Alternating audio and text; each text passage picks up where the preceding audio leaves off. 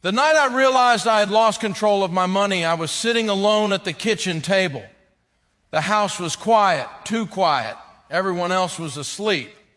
The clock on the wall ticked softly like it was counting something I could never get back. I had bills spread out in front of me, not neatly, just scattered, like my thoughts. I remember holding one envelope in my hand and thinking, how did it get this bad?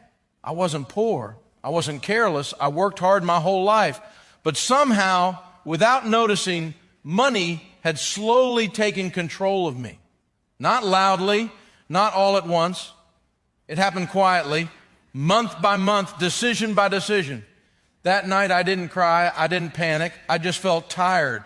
Tired in a way sleep doesn't fix. I thought about my family, my wife, my children, the promises I had made. I thought about how often I said, next month will be better, and how many times next month never came. That was the moment I understood something painful.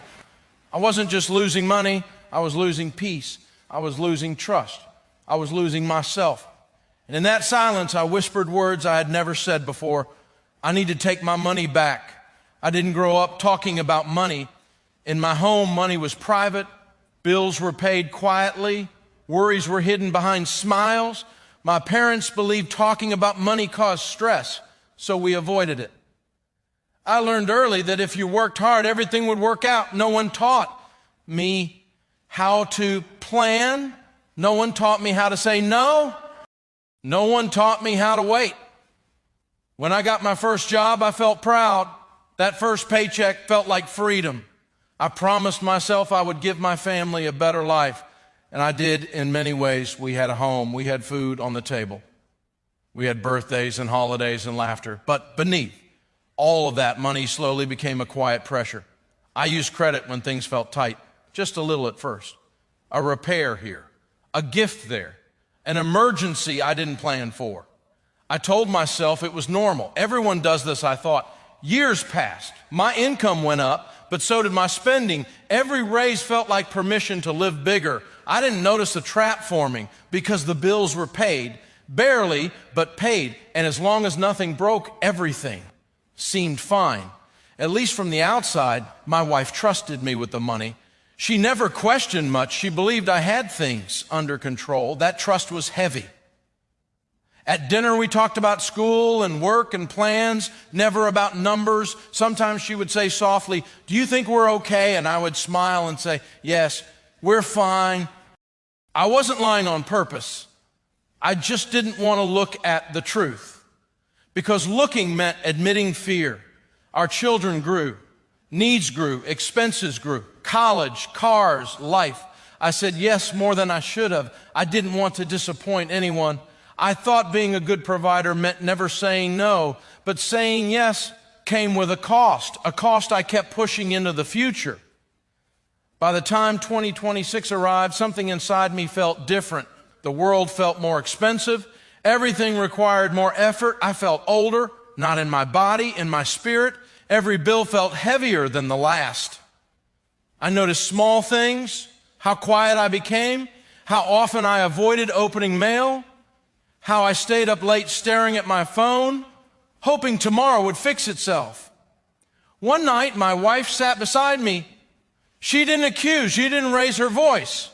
She just said, "You seem far away lately." That hurt more than anger would have, because she was right. I was there but not present. I was carrying a secret weight, and secrets, even quiet ones, change people. One afternoon while driving alone, I heard a voice on the radio, a calm voice, firm but not cruel, talking about money like it mattered, like it was personal. He said something simple. You don't fix money problems with more money, you fix them with behavior. I turned the volume up. He talked about debt like it was a chain, about peace like it was possible. I felt uncomfortable because deep down I knew he was talking to me. That day I didn't take action, but something had been planted, a thought I couldn't shake. What if this doesn't have to be my life? That night, I went back to the kitchen table, same chair, same light, but this time, I didn't feel only fear. I felt something small, hope, not loud hope, not excitement, just a quiet belief that change might be possible. I didn't know how yet. I just knew one thing. 2026 couldn't look like every year before it, because if I didn't take my money back, it would take everything else. After that night at the kitchen table, I didn't suddenly become brave. Nothing magical happened. I still woke up every morning with the same worries sitting quietly in my chest, but something had changed. I was listening now on my drive to work. I kept the radio on longer. That same calm voice kept returning, talking about money like it was something you could face, not fear. He talked about debt like it was not normal, not something to accept, something to escape. Each word felt gentle but heavy. At home, I started noticing how often money shaped our moods, how my wife paused before adding things to the grocery cart, how my son hesitated before asking for help with school expenses, how laughter sometimes stopped too quickly. No one said anything, but money was in the room with us. One evening, my wife held a receipt in her hand. She didn't wave it. She didn't accuse. She just looked at it for a moment longer than usual. "I think prices went up again," she said. Her voice was calm, but her eyes were searching my face. I nodded and said, "Yes, everything is expensive now." That was the truth, but not the whole truth. What I didn't say was how tight things really were, how close the numbers felt, how afraid I was of one small emergency. That night, I lay awake next to her, listening to her breathing, thinking about how trust works, how fragile it is when built on silence. I started avoiding little things, checking my bank balance, answering unknown phone numbers, opening emails from lenders. I told myself I was busy, but I wasn't. I was scared of seeing the full picture, scared of admitting I had made mistakes. The voice on the radio said something one morning that stayed with me. Money problems grow in the dark. I turned the radio off because I knew mine had been growing there for years. Sunday dinners used to feel warm, plates passed around, stories shared, simple joy. But lately, I felt like a guest in my own home. I watched everyone closely. I wondered if they noticed, if they could feel the tension. At one dinner, my daughter said quietly, "Dad, are you okay?" I smiled. I always smiled. "Just tired," I said. She nodded, but she didn't look convinced.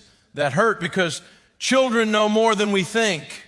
One night, after everyone went to bed, I sat alone again. But this time, instead of bills, I opened a notebook. A blank page stared back at me. I wrote one sentence. "I am not in control of my money." My hand shook slightly as I wrote it. Seeing the words made my chest feel tight, but also lighter, because naming the problem felt like opening a window in a dark room. I didn't fix anything that night. I just sat there, letting the truth settle. The next few days were uncomfortable, not because anything changed on the outside, but because something was changing inside me. I started questioning my habits, why I said yes so easily, why I avoided discomfort, why I believed more money would fix poor planning. I remembered moments from the past, times I chose ease over discipline, moments I told myself I deserved something, times I ignored warning signs. There was no anger in these thoughts, just regret, quiet regret. One evening, my wife sat beside me on the couch. The TV was on, but neither of us was watching. She took a breath. "I've been thinking," she said. I felt my stomach tighten. About what, I wanted to ask, but I already knew. "Do you think we should look at our finances together?" she said softly. There it was, the moment I had been avoiding. I paused too long, and she noticed. She didn't push, she just waited. I wanted to protect her from stress, from disappointment, from the truth. So I said, "Maybe later. Things are just busy right now." She nodded, but something shifted. A small crack formed, not in anger, in distance. That night I couldn't sleep. I replayed the conversation in my head. I realized something painful. By trying to protect her, I was actually pushing her away. I was carrying a burden that didn't belong to me alone. And in doing so, I was robbing her of honesty.